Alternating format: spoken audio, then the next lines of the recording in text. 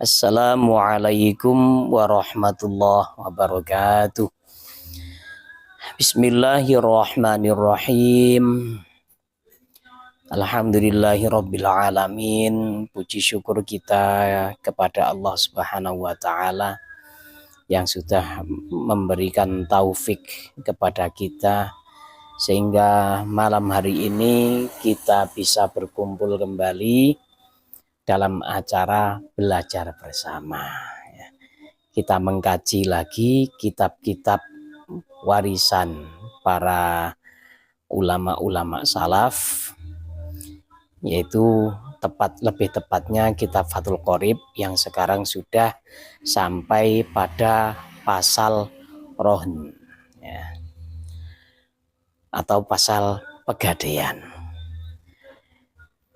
Bismillahirrahmanirrahim. Faslun ay hadza faslun fi ahkamir rohni, ing dalam piro-piro hukume gadai. Wa huwa utawi ar-rohn lughatan ing dalam cara bahasa Arab ats-tsubutu ku maknane tetep. Wa syara'an lan ing dalam cara syariat ja'alu ainin iku ndadekno kahanan. Kahanan itu maksudnya adalah sesuatu yang tampak oleh mata. Maliyatin kang bangsa bondo.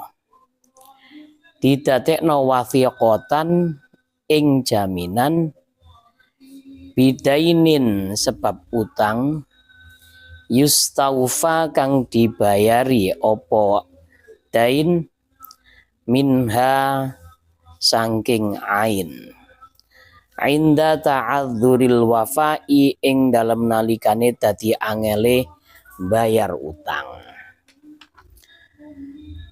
Rohen atau gadai dalam istilah bahasa Arab itu artinya adalah ats-tsubut atau tetap.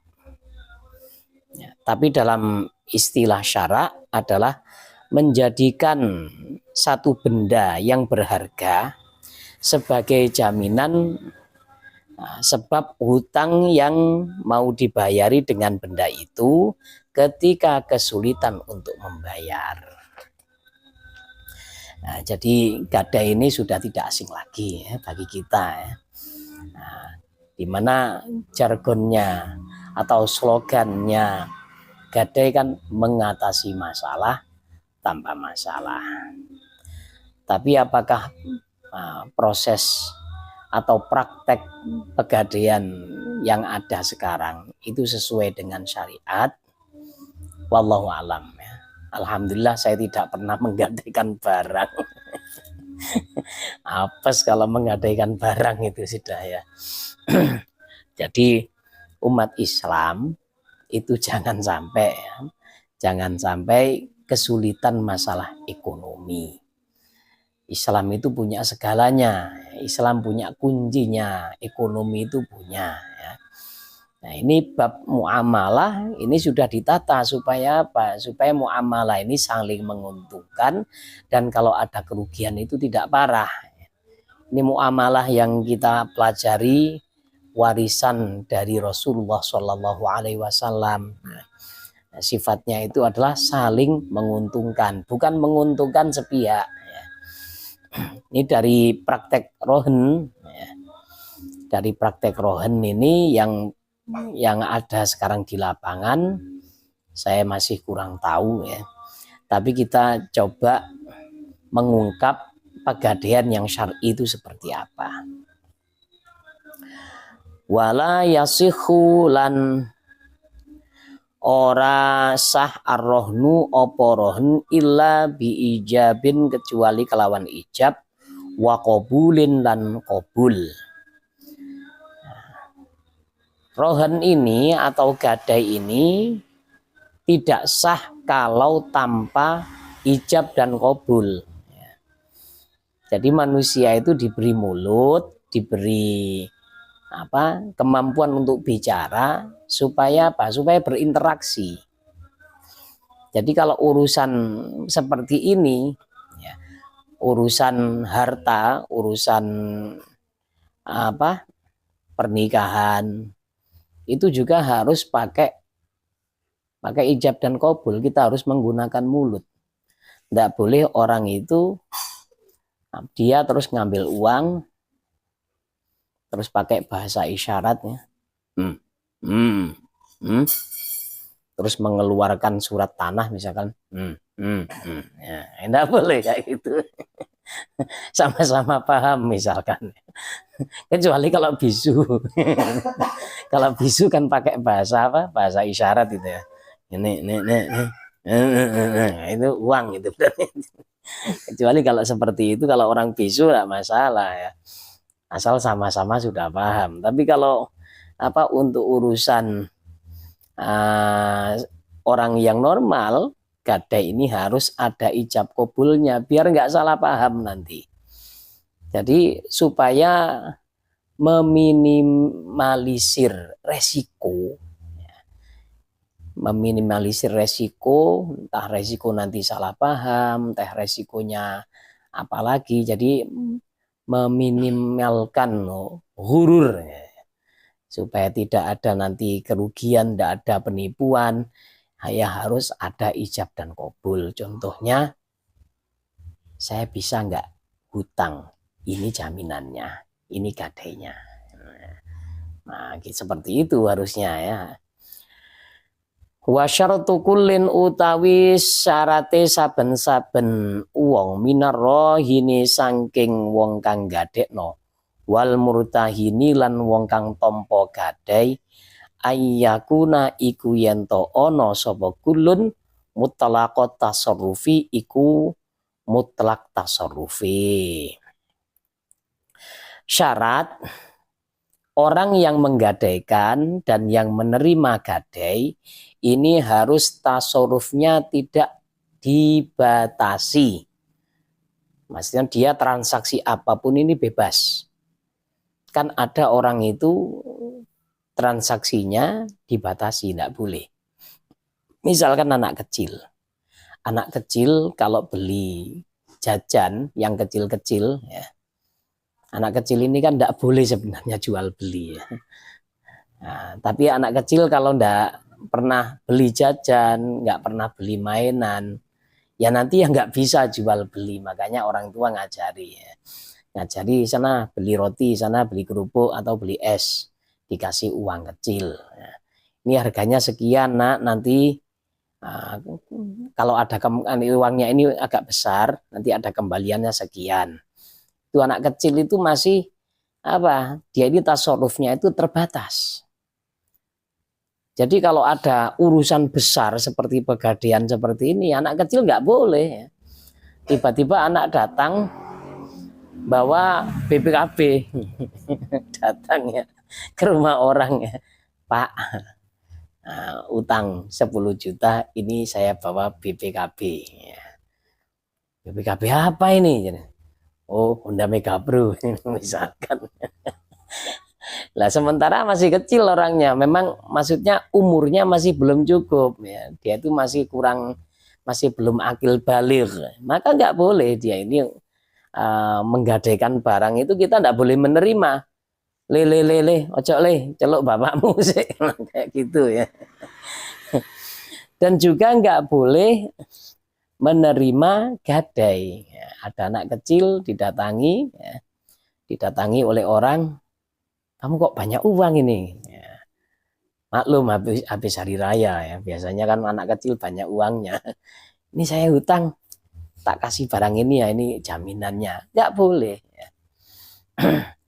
Terus andaikan ada anak kecil kaya, kemudian hartanya ini kan masih dikawal oleh walinya. Wali ini tidak boleh, ya, tidak boleh menggadaikan barang dari anak kecil itu atau ya, menghutangi dan menerima gadai dengan memberikan harta yang dipunyai oleh anak kecil tadi. Ada anak kecil banyak uang, kemudian walinya ini didatangi orang. Ya. Wali itu bisa orang tua, bisa yang mengurus, misalkan dia yatim piatu ya. Seperti kemarin, Masya Allah ya, banyak musibah, kita banyak kehilangan tokoh-tokoh agama ya.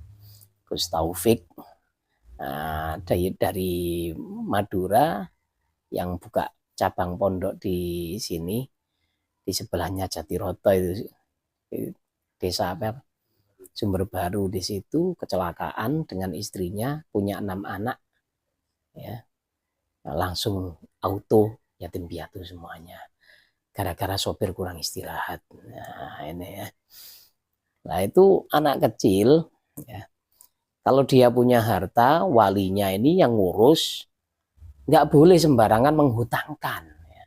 Menghutangkan untuk menerima gadai. Oh, kate utang dunyane iki ale anu ya Pak, mau hutang ini, yang punya harta ini tole ini, anak kecil ini, mana jaminannya, sudah ini saya hutangi. Nggak boleh seperti itu, kecuali kalau memang darurat. Misalkan ada anak kecil punya harta cuma sepeda motor, kemudian nggak ada harta lain, nggak ada penghasilan lain ya. Lah keluarganya butuh makan, akhirnya terpaksa walinya harus menggadaikan barang anak kecil tadi, ya maka digadaikan saja. Nah ini, atau ada orang kepepet, sudah tidak punya apa-apa, dia butuh hutang untuk makan ya, karena nafkah keluarga.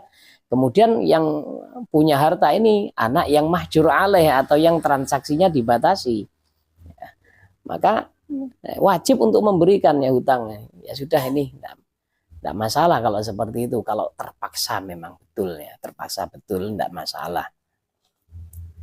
Ya contohnya lagi, kalau orang yang tidak mutlak tasarrufnya, nah, seperti orang nggak waras, orang gila tapi punya banyak harta, ini kan dia ini tidak bebas tasarrufnya. Nah, dalam istilah nanti setelah bab rohan ini ada istilah hajar ya. Jadi orang-orang yang nggak akil balik itu mahjur alaih ya, atau dia transaksinya dibatasi. Wa dzakara lan nutur al musannifu sapa musannif dhabitul marhuni ing pelanggerane barang kang digadekno fi qaulihi ing dalam dawe musannif. Kemudian musannif menyebutkan ya, patokan dari barang yang bisa digadaikan itu apa saja. Wa kullu ma utawi saben-saben perkara jaza kang oleh utawa wenang ya, bahasa Jawa Tengah wenang ya, bahasa saya oleh, bahasa Jawa Timur ya. Atau ada lagi entuk ya, entuk itu kan boleh ya.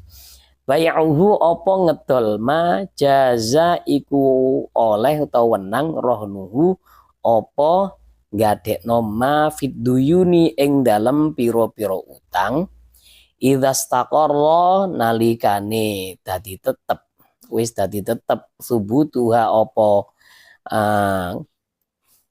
ketetepane ad-duyun fil dhimmati ing dalam tanggungan. Setiap benda yang boleh untuk dijual ya, maka boleh digadaikan. Jadi kalau benda itu tidak boleh digadaikan, tidak boleh dijual, mafhumnya, maka tidak boleh untuk digadaikan ya. Misalkan apa? Misalkan hak tinggal ya. Ada orang punya hak tinggal. Nah, habis punya hak tinggal di sebuah hotel. Hak tinggalnya digadaikan, enggak boleh ya. Karena seperti itu kan bukan berupa benda ya. Bukan berupa manfaat itu berupa manfaat, bukan berupa benda ya. Jadi benda yang boleh untuk dijual ini boleh untuk digadaikan. Untuk mendapatkan hutang ya, dalam masalah hutang ya pokoknya.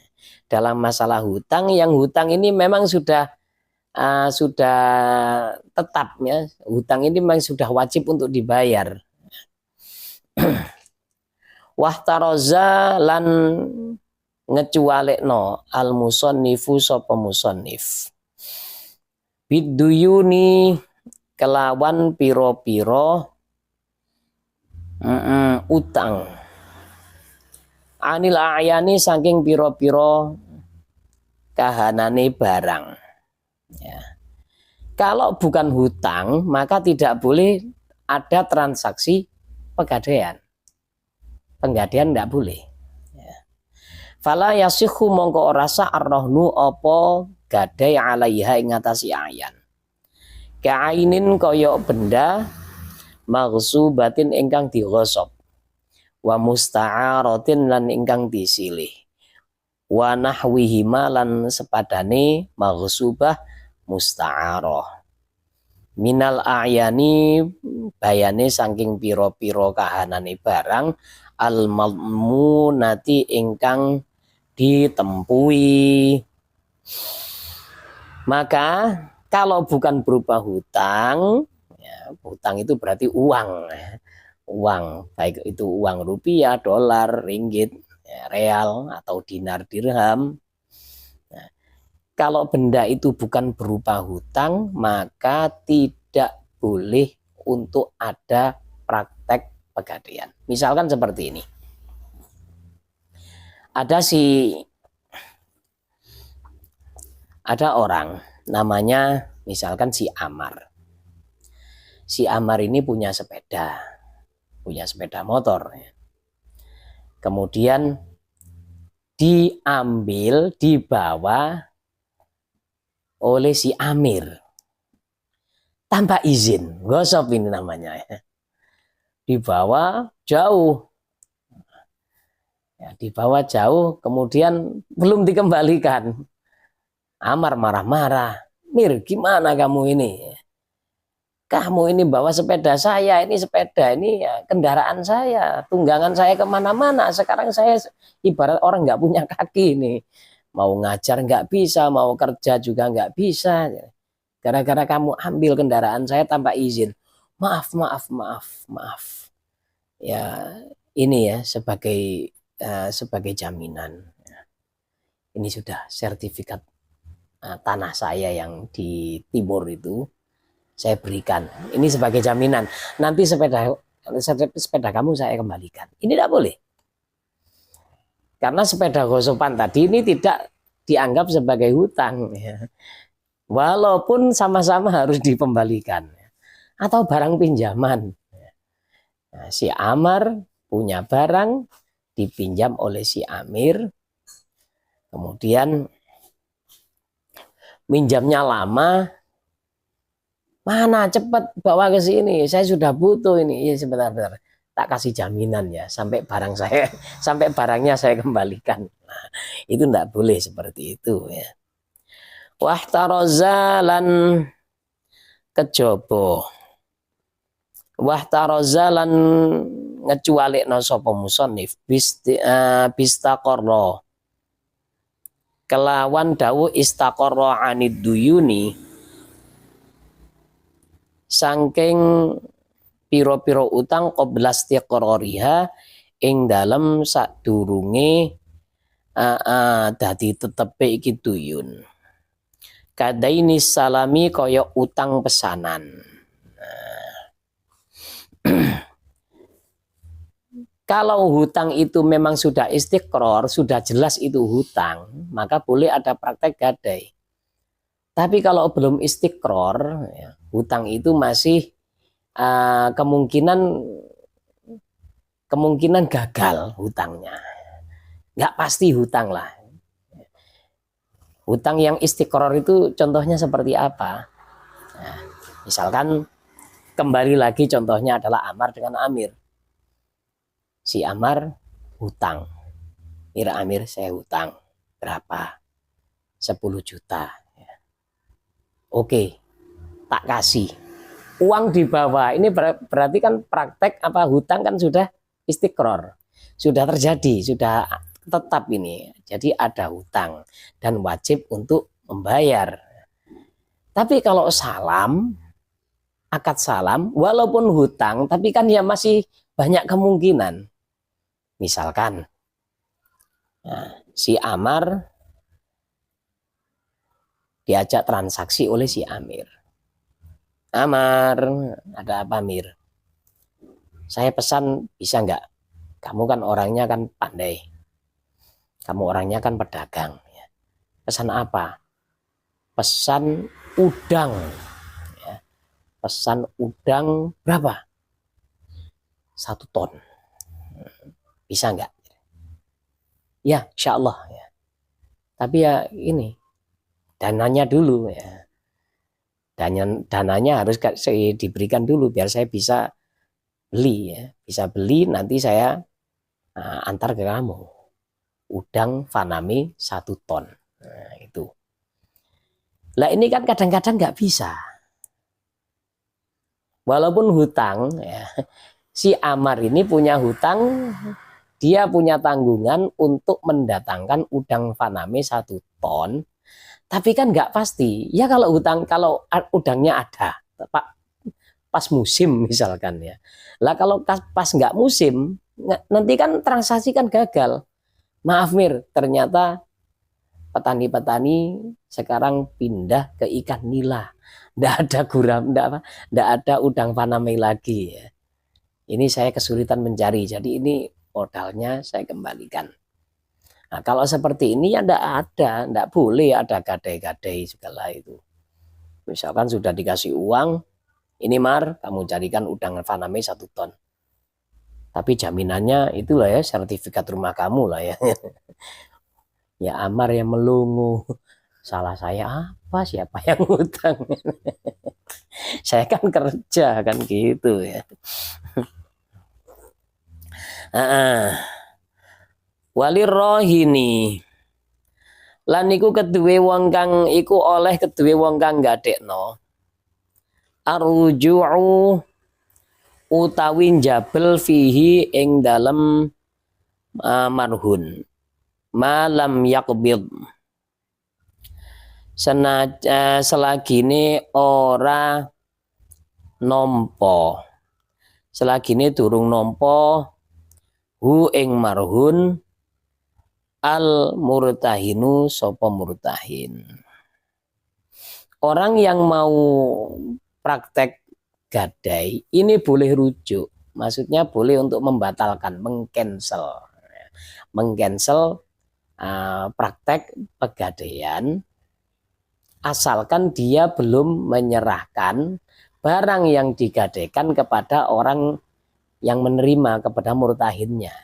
Nah, kalau sudah diterima, nggak jadi dengan itu. Saya carikan yang lain, nggak boleh. Ini sudah istiqror ya. Loh ini sudah digadaikan kok. Masa diambil kembali? Nah terus hutangnya bagaimana? Uangnya kembalikan juga. Maaf, sudah berkurang uangnya. Dipakai apa? Ya pakai ini itu. Nah seperti itu kan. Kalau sudah diterima oleh murtahin, maka nggak bisa rujuk, nggak bisa cancel ya. Tapi kalau belum diterima masih bisa cancel. Acara gadainya masih nggak jadi deh, nggak jadi gadai saya, cuma utang saja. Nah, ini boleh ya. Asalkan si murtahin atau orang yang terima gadai belum menerima barangnya. Nah, terus nanti bayarnya apa? Bayarannya bagaimana? Katanya si Rohin ya. Calon si Rohin yang nggak jadi. Bayarnya min haitsu la yahtasib. Tatak ya. Kayak gitu. Fa in qabadha mongko lamun wis nampani sapa al murtahin al aina ing barang al marhunata ingkang digadekno. Miman saking wong yasihu kang sah apa iqbadhu oleh nyerah none iki man lazima mongko tetep arrohnu apa gadai. Kalau si murtahin sudah menerima barang yang digadaikan dari orang yang memang boleh untuk menggadaikan, maka akad gadai itu luzum atau sudah tetap, nggak boleh di cancel. Ya. Kalau orang yang memberikan barang yang digadaikan itu masih nggak sah untuk menggadaikan, maka ya nggak luzum. Misalkan ya, tadi si Amar hutang kepada si Amir. Gadainya apa ini? Saya butuh jaminan loh Mar. Soalnya ini uang besar ini. Bagi saya besar, mungkin bagi kamu kecil. Tapi ini sangat berarti bagi saya. Kalau kamu hutang nanti khawatir nggak bisa mengembalikan, ya kan ya tekor saya. Ya. Ayo apa sekarang? Ya, ya wis, insya Allah nanti sertifikat rumah, misalkan ya. Dan masih belum diberikan kepada Amar ini masih belum memberikan sertifikat rumah kepada si Amir. Kemudian Amir nggak sabar datang ke rumahnya si Amar ya. Amarnya nggak ada, masih ada di perjalanan mungkin. Kemudian ada anak kecil di situ, anaknya si Amar. Le, ambilkan surat tanah, surat rumah ini. Ambilkan coba wis. Ya ini ya masih belum luzum, karena apa? Yang memberikan kan orang yang nggak sah untuk iqbal, untuk menyerahkan itu nggak sah ya. Karena anak kecil nggak tahu apa-apa ya. Anak kecil kan polos. Kalau diomongi kayak gitu ya percaya, terus mudah ditipu anak kecil itu. Saya pernah guru saya pernah cerita ya, beliau ini ditipu ya. Ditipu dulu itu uang 10.000 nilainya itu sama dengan uang 200.000 sekarang ya, atau 150.000 sekarang. Guru saya beli jam tangan di pasar ya. Jam tangan yang harganya cuma mungkin cuma 2.000 dijual 10.000. Ya guru saya ya karena masih kecil ya. Ya yes. ya gitu aja diambil, dibawa pulang. Gara-gara apa? Ada namanya praktek banjet. Ada praktek promosi ya. Banjet. Banjet ini entah dalam istilah Indonesia apa ya. Gini modelnya ya. Guru saya mau beli jam di sebuah toko di pasar ya. Nah, ini jamnya berapa? Karena yang beli anak kecil. Wow, ini 10.000. Kemudian ada orang di pinggirnya bilang, "Le, beli aja, Le. Ini kalau di sana ini harganya 20.000 ini." Nah, ini yang kedua ini menipu guru saya. Yang kedua ini bukan pihak penjual ya. Dia ngomong kayak gitu, memuji barangnya, tapi bukan untuk membeli, untuk menipu yang lain. Ini dalam Jawa istilahnya praktek banjet. Ya, ini kan haram seperti ini. Ya tertipu guru saya, 10.000 melayang. Ya. Kakaknya tahu marah-marah. Kalau beli itu ya harus bawa saya. Ya. Bawa orang yang besar. Jadi anak kecil jangan dilibatkan dalam urusan besar seperti ini. Anak kecil itu cukup beli permen, beli mainan, itu sudah ya, diajari itu ya. Barang-barang remeh saja anak kecil ini.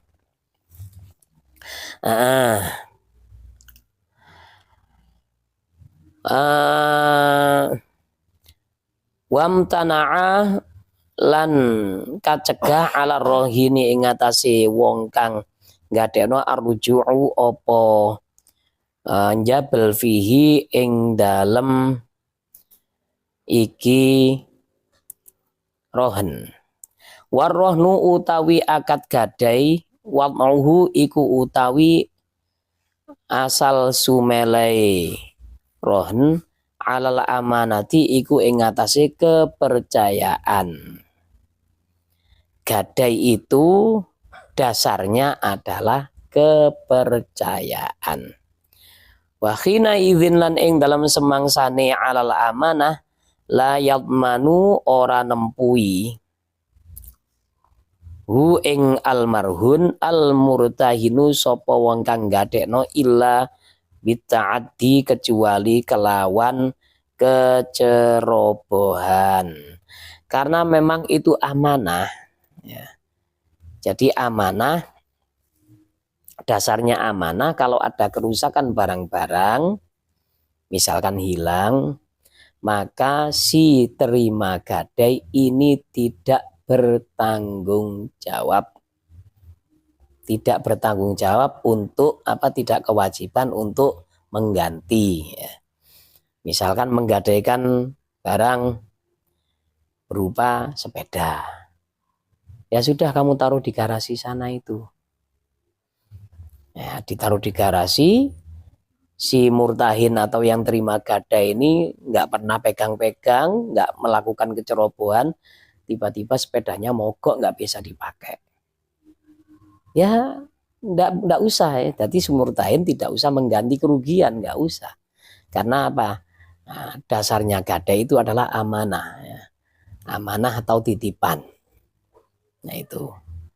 Kecuali kalau ada unsur kecerobohan. Misalkan si murtahin ceroboh, malam-malam tidak mengunci pintu. Akhirnya sepeda yang digadaikan digondol maling. Lah kayak gini ya. Maka si murtahin ya wajib mengganti. Loh, aduh, prakteknya nggak boleh seperti itu. Jadi hutang harus tetap dibayar, urusan mengganti sepeda ya urusan lain. Jangan tiba-tiba ya sudah, kamu kehilangan, kamu memberikan saya uang 10 juta sebagai ganti rugi hilangnya sepeda saya. Nggak boleh seperti itu ya. Maka caranya bagaimana? Si murtahin mengganti uangnya 10 juta kemudian dikembalikan lagi. Ya, harus pakai cara seperti itu. Ya harus ada ribetnya sedikit-sedikit lah. Biar apa ya?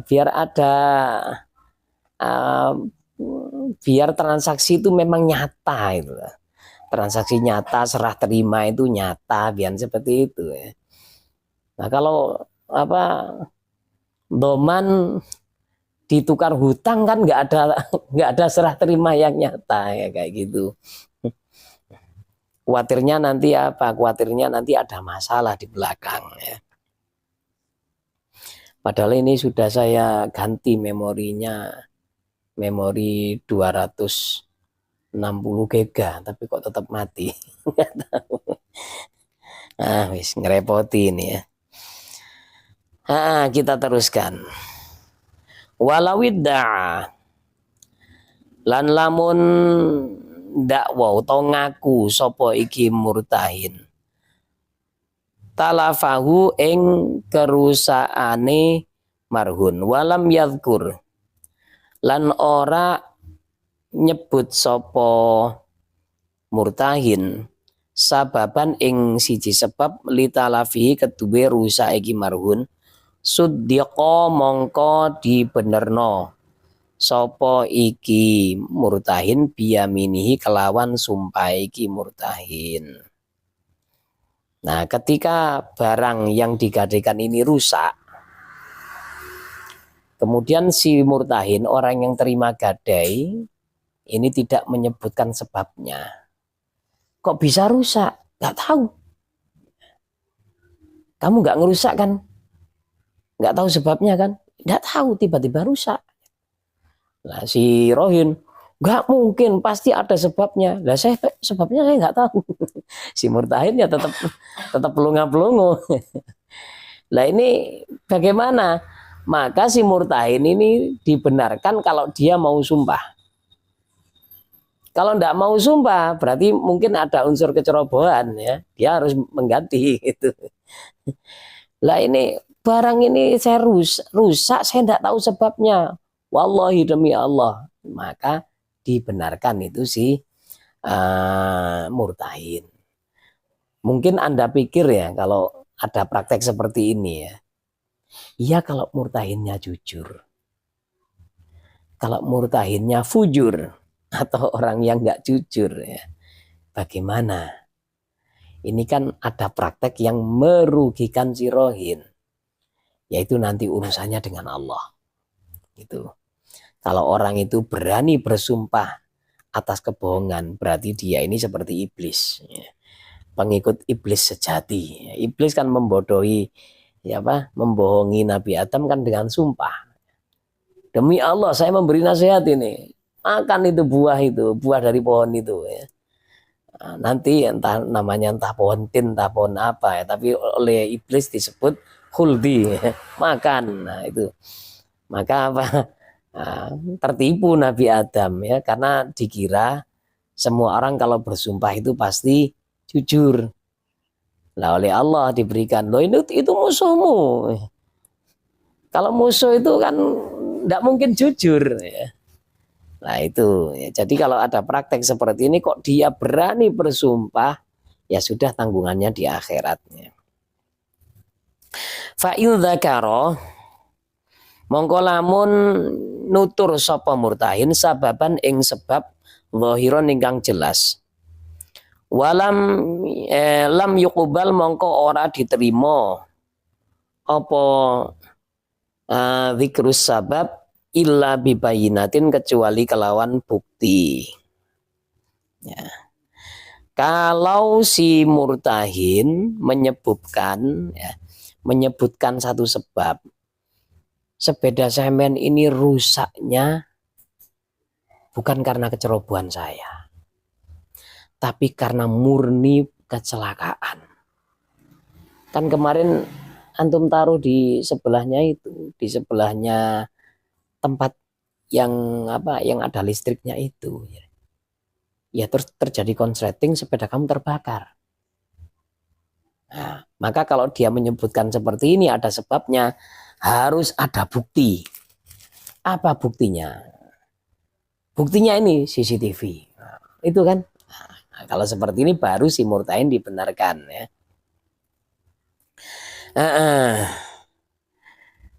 Walawidda'a, lan lamun ngaku al murtahinu sapa wong kang tampa gadai raddal marhuni ing balekno perkara kang digadekno ala rohini ngatasé wong kang gadekno, lam yuqbal, mongko ora diterima apa dakwa raddil marhun illa bibayinatin, kecuali kelawan bukti utawa saksi ya. Kalau orang yang menerima gadai ini mengaku sudah mengembalikan barang gadai. Nah, misalkan transaksi ini hutang piutang selesai misalkan ya. Si Amar berhasil punya uang terus membayar hutang kepada si Amir. Ketika itu barang saya mana? Barang saya mana? Kok nggak ada sekarang? Barang yang saya gadaikan tadi mana? Loh, sudah saya kembalikan ke rumah kamu kok. Sudah saya kembalikan ke sana. Nah itu. Loh, kapan kembalikannya? Ya ketika kamu nelpon, Amir, saya sudah punya uang, ini saya bayar ini hutangnya sekarang kontan cash tanpa nyicil. Misalkan langsung saya kembalikan ketika kamu sudah telepon. Itu.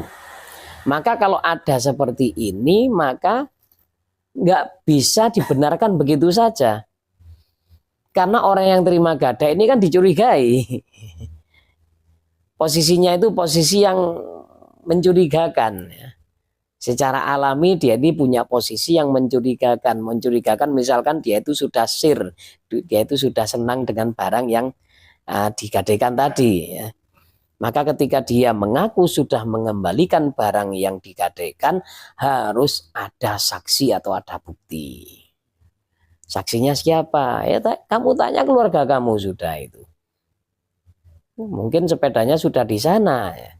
Nah, ketika ditanya sudah dikembalikan atau belum? Oh, sudah, ini sepedanya ada di sini, aman ya. Nah, jadi lain dengan praktek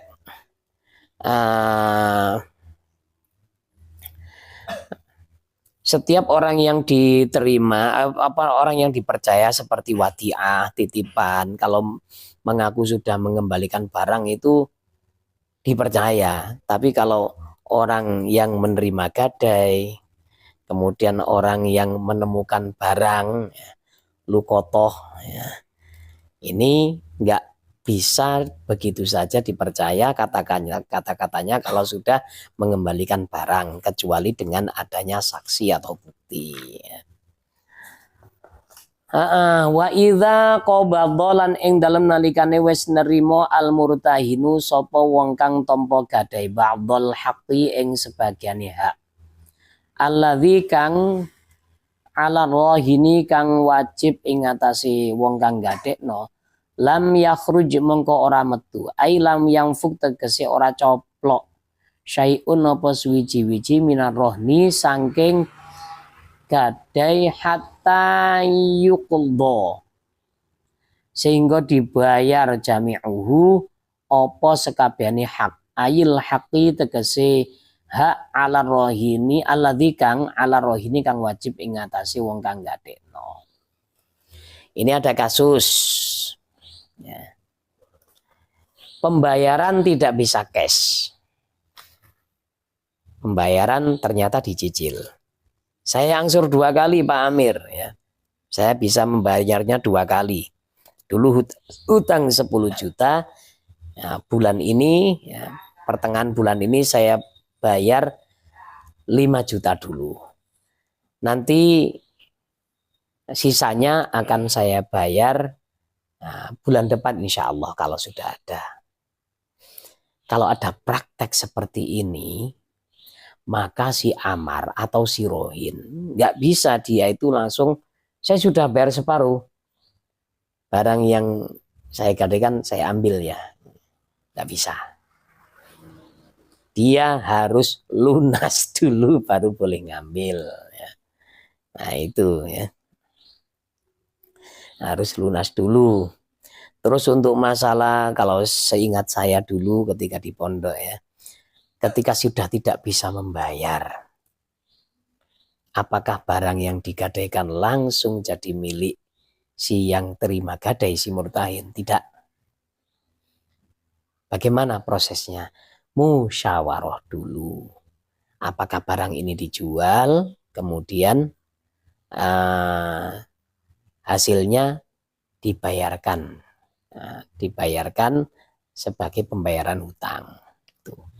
Kalau harganya marhun atau barang yang digadaikan kurang dari hutang, maka ya diberikan semuanya kepada murtahin, sisa hutangnya dipikir nanti. Itu. Misalkan ya si Amar hutang 10 juta bisa bayar cuma nggak bisa bayar, akhirnya barang gadaian dijual. Setelah dimusyawarahkan dijual, ternyata laku 8. Nah, ternyata laku 8. Maka ya sudah. Ya. Sudah si Amir harus nunggu ya. Wa in kana dzu usratin fanadhiratun ila maisarah. Wajib untuk memberikan tempo ya, sampai bisa membayar hutang yang 2 juta. Nah, kalau barangnya lebih, ya harus dikembalikan. Misalkan ya, barangnya ini barang sepeda motornya ditaksir laku 10 juta. Ya. Maka pas untuk pembayaran. Kemudian si murtahin cerdas, dilelang. Dilelang laku 12 juta. Ya berikan semuanya, jangan diambil. Jangan diambil 12 jutanya itu ya. 2 jutanya jangan diambil, kasihkan ya. Kasihkan 2 jutanya, 10-nya diambil ya. Itu. Kalau di praktek pegadaian konvensional bagaimana?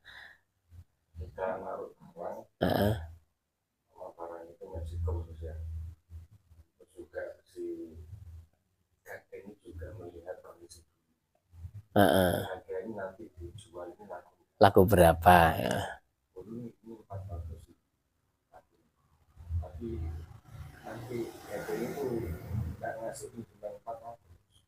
Tapi ngasih separuh 200. Ini kalau si yang menggadaikan tidak bisa bayar, banyak kan hangus dan itu dijual secara lelang. Wah ini Nah, itu umumnya tidak dikasihkan. Karena kalau batas tempo sudah selesai ya umumnya yang hak milik itu. ini namanya riba ini ya. Kullu qardin jaro naf'an ya. Jadi barang ya apa? Kita sudah naruh barang senilai 400.000.